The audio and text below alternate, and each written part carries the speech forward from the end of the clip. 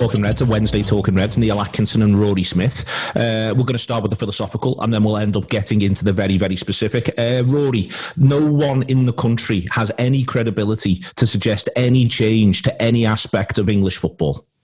Correct, yeah. That's the end of show. Yeah, it's maybe it's not. Look, you talk a lot better about this than I do, so it's kind of stupid. You asking making the statement and expecting me to talk because you're much more eloquent on it than I am. It's partly that there's no credibility. It's partly, I think, like a trust thing. I don't think anybody in English football trusts anyone else in English football to do what's good for anyone except themselves. And it's partly that the English football itself does not respect the various authorities within the game, that there is such an assumption of self-interest that any idea coming from anyone is automatically rejected. And I was thinking this morning when I read the thing about the Premier League's alternative plan to Project Big Picture, which is basically like a much worse version of Project Big Picture. It doesn't have the bad bits in it, the bits about kind of the cartel and seizing control of the game, but it also doesn't solve any problems and also requires the EFL to hand over quite a lot of control of its own destiny to the Premier League.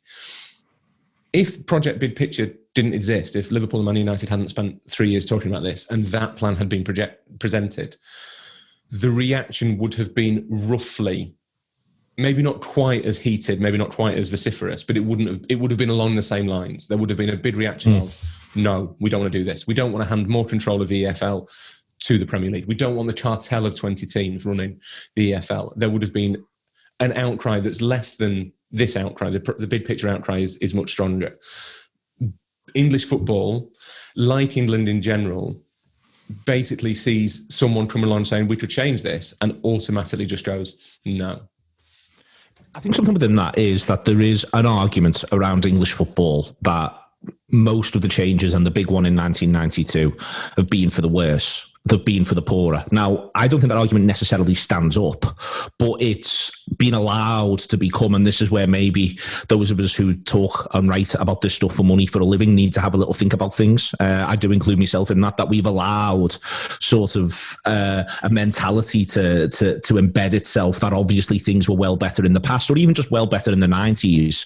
That's a mentality that's within the way in which we all talk and think about the game, and that it's really difficult to escape from, and that has become something that underpins, I think, England and its view to football as a whole. I think it's something that's actually very English. I think it's very small C conservative, quite consistently to presume that everything was better in the past. But within all of this, that's one of the reasons why I think you get the heated response that you get before we even get onto the idea of who has credibility. So I think I have three responses to that. And I always feel as though whenever I talk to you, it's always kind of a challenge to keep up. But also there's part of my brain that wants to come up with a coherent, cogent, neatly segued kind of. My wife always says that you always talk like you're doing the radio, and it really annoys it. But there's this kind of desire to present an argument and segue it nicely, because that's how you construct a piece. The skill is in the segues. It's all kind of making sure it flows.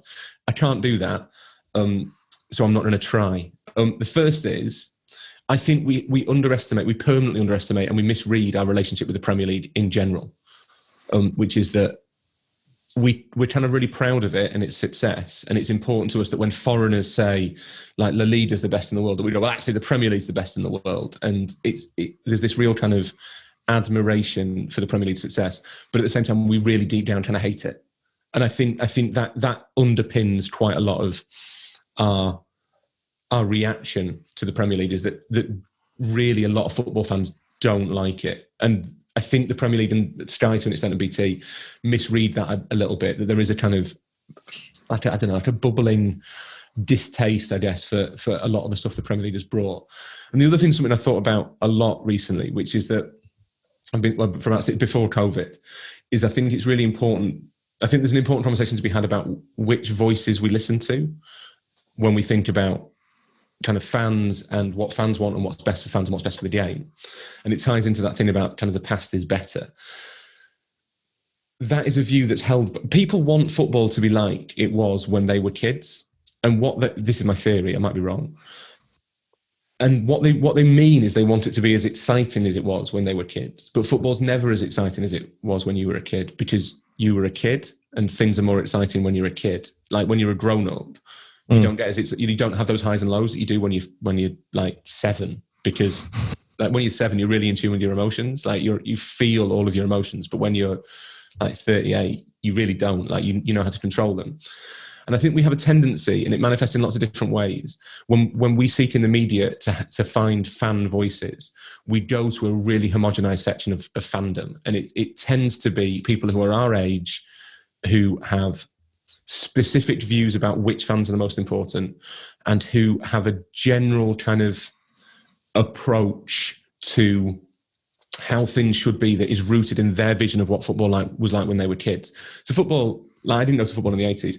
Going to football was dreadful in the 80s. It was a dreadful experience. You speak to anyone who did it, and no matter how much they kind of enjoyed it, like Rob Gutman's a bit like this. Like no matter how much you enjoyed it, there is part of you that's sitting there thinking, God, I'm really glad I didn't have to do that. It sounds terrible. And you hear all these stories about you stand on the cop and people are pissing your pocket. That sounds awful. That's a horrible thing to have to go through. Like that's not good. Don't deify that. Don't like lionize that experience.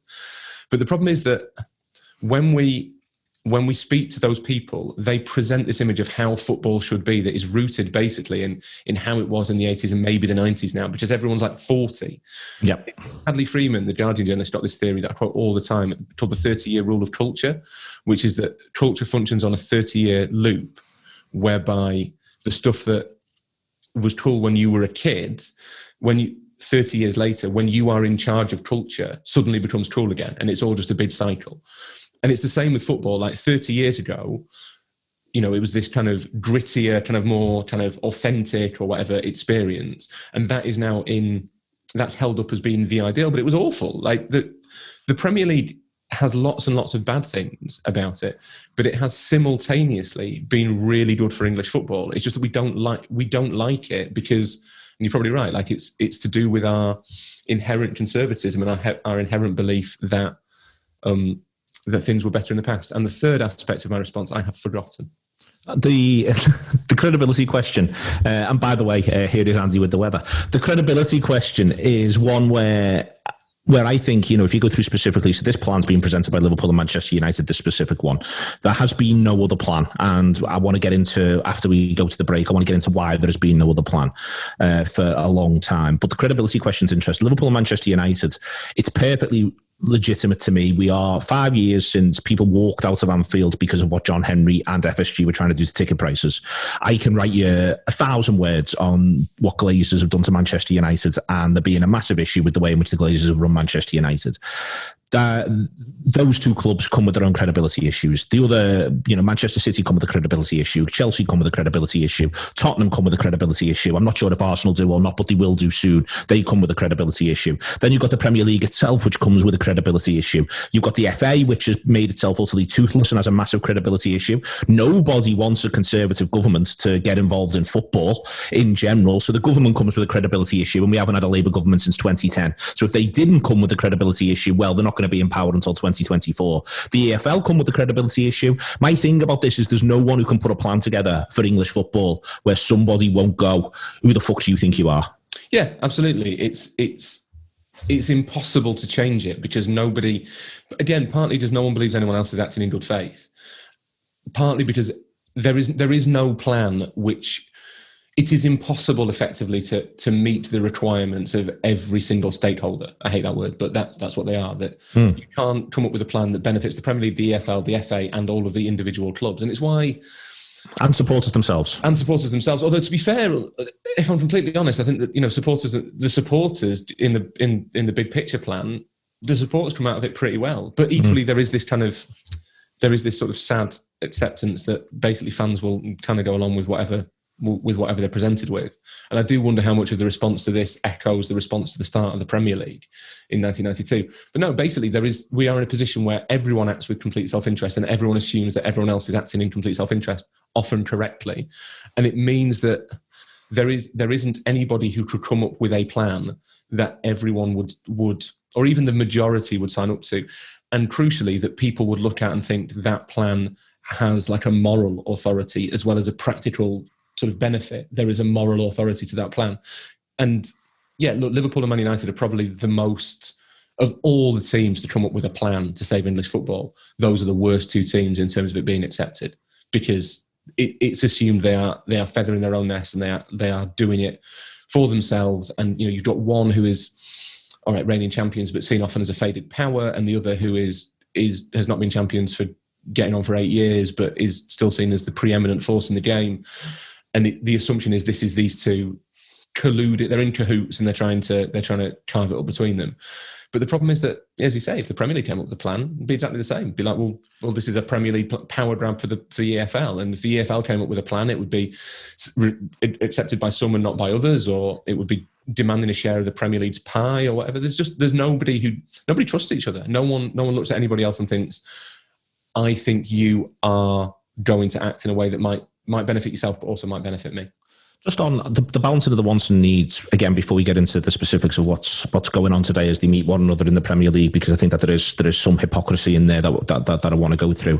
But I think the balancing of the wants and needs is, for me, I do think there is a certain level where there's an irony in the fact that the top six's wants and needs and the EFL's wants and needs are actually easier, strangely, to align than the top 5-6 clubs in the Championship and the bottom 10, 12, 14 clubs possibly in the Premier League. And I think that's a really strange situation that we've sort of ended up in here, that it's, given the fact that ultimately the people who talk about this and say the direction of travel is for the big top 6 Premier League clubs to look to get more revenue from FIFA, from UEFA, from anywhere else, are almost certainly right.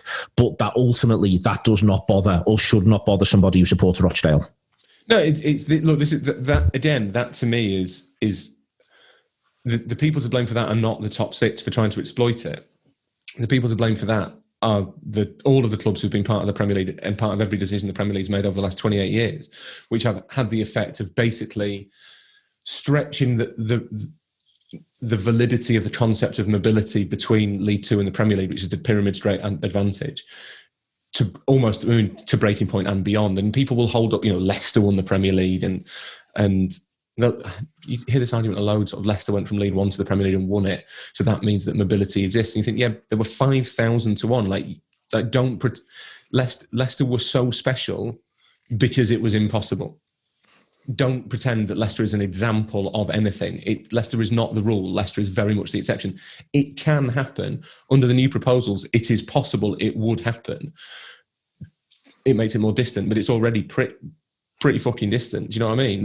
There were 5,000 to 1. It was the impossible title win. And it's, you get Bournemouth and Swanseas and stuff who do the journey through the leagues, but those stories are special because they're rare. That's the point. They're not. If everyone could do it, then it wouldn't be special. We wouldn't be able to use those examples. The Premier League has made every decision in the last 28 years to make that mobility as impossible as it can. It can't now turn around and say and bemoan the fact that teams, who are 12th in League Two think, well, I don't really care who's in charge of the Premier League. It is not relevant to me. And I'd say that actually goes up as high as mid-table in the Championship. There's teams in the Championship who do not hold out any reasonable expectation of ever getting to the Premier League. And nor should they. I mean, it'd be brilliant if Wickham got there, but they'd lose 38 games and their fans would have a miserable time. And that is not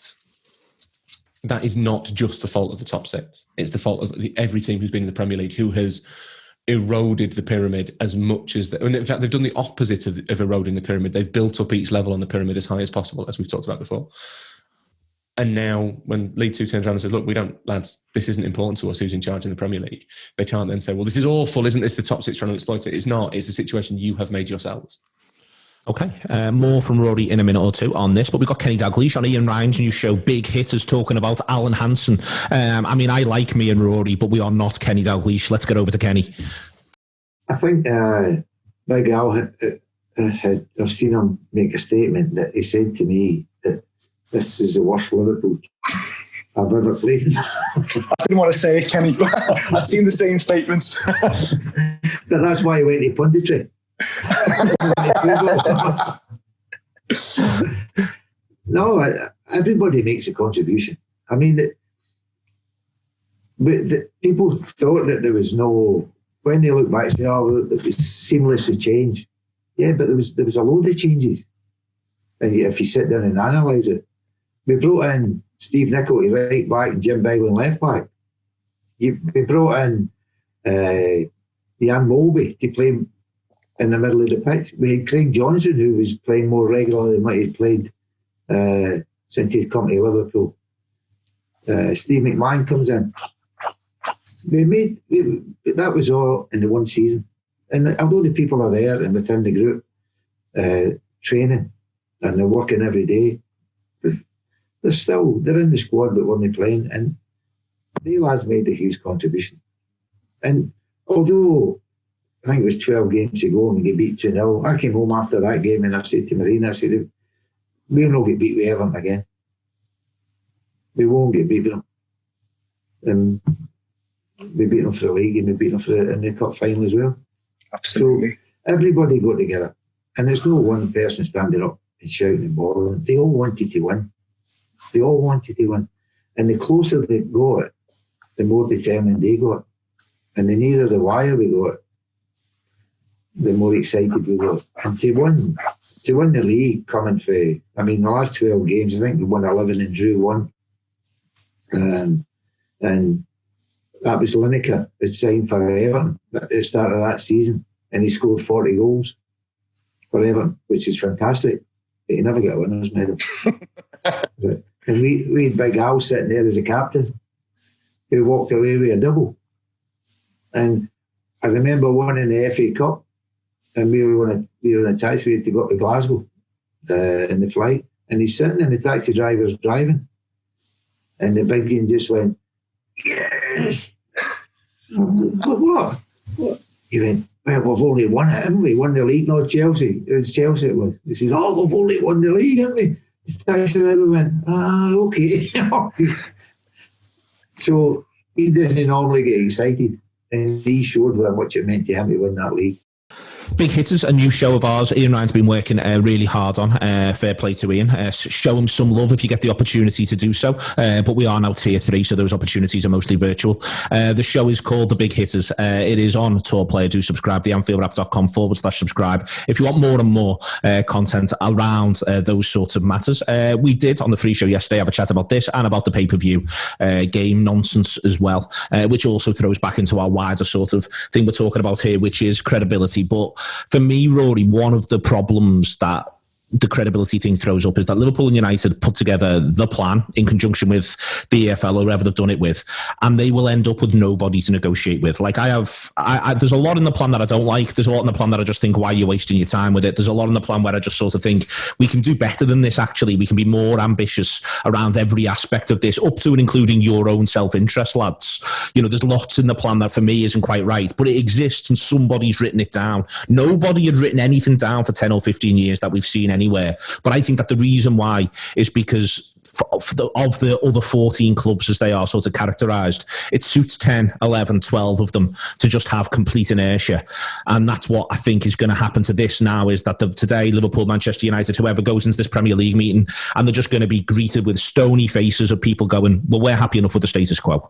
Yeah, and that's exactly the problem, that they're not even, there doesn't seem to be any great motive to argue with it, to use it as like a building block, because through the act of arguing with it, you would perhaps find a solution that might fine tune that the idea. Some of the ideas might take some of the better ideas and get rid of some of the bad ideas.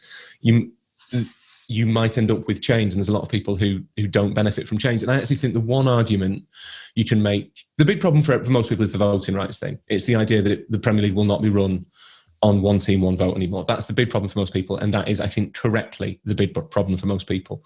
I think the one argument you can make for that change, and not in its current form, but for some sort of system that gives greater weight to teams that have been in the Premier League for longer, I think that is maybe the way that you'd look at it, is that the problem that the Premier League system has is that you inevitably have, it's unavoidable, you make long-term decisions with people whose interest is entirely short-term. And I think that's the problem that FSG and the Glazers and probably some of the others have with the voting rights structure, that you are effectively saying, we've got this big decision to make on the nature of our league, and this team who might be Huddersfield, who will be in it for 2 seasons, get to have a say.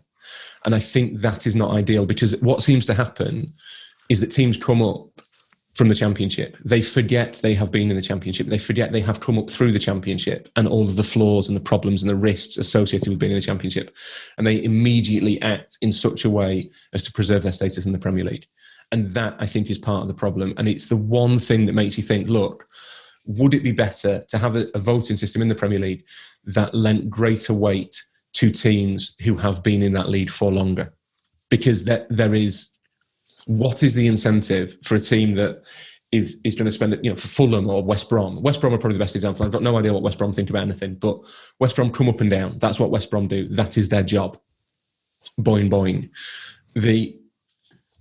What is the benefit to West Brom of thinking about the long-term benefit of the Premier League when they are up and down every year, every 2 years anyway? All that they can do is vote in literally their own self-interest to get themselves as much money as possible while they're in the Premier League. There is no other incentive to them, particularly that they seem to be aware of. And I think that is a problem with the voting structure. And I can see from that point of view why the longer standing members of the Premier League might think we need to fine-tune the system a bit. Just on, for me, I think a lot of this becomes crystal clear in March. There's just been a sense of crisis around the game for a while. For certain clubs, there's a sense of crisis. But I think in March, there becomes this moment where decisions need to be made quite quickly, but also those decisions need to be quite forward-thinking. And you also be... So for me, it's utterly ridiculous that we are announcing on the 5th of October, whenever it was, that some games are going to be on pay-per-view this season. Like, literally, the season's already started. It's that late. This decision is that late. The season has already started. And I do wonder whether or not within that, and this to me is something that I think the Premier League needs to think about in general, but it's the greatest marker of self-interest. You had teams that were almost trying to scrap a season with all the attendant costs that would create back in March and April, when what actually needed to happen then was for the Premier League to be able to make some pretty quick decisions, sort out the rest of 1920 up to a point, and be able to plan 2021, and be able to work with the full pyramid, and be able to plan 21-22, and be able to work with the government. And you ended up in this situation where literally we spent 6 weeks arguing about whether or not we should play matches in neutral grounds. Yeah, and I think the media was partly complicit in that. Yes. The focus became exclusively how funny it would be if Liverpool were denied the title. That was... Yeah. I think a lot of that conversation would have been different if it had been Manchester City 20 points clear at the top of the table, effectively. I think it would have been a really different conversation on both sides, not just on the cancel the season side. But I think, again, I don't know this, I'd be really surprised if the top six hadn't looked at what happened in March and April and seen, basically the whole thing being held up by 6 clubs who were toying with the idea of not playing, 6 football clubs who were toying with the idea of not playing football so that they could save themselves money and at the same time cost everybody else an absolute shitload of money. Then I think if I was in that position, I might have looked at that and thought, look, we maybe need to do something about this. This is not how it should be, that we are in this position where the whole league is at the mercy of, with all due respect, 6 of its least important members.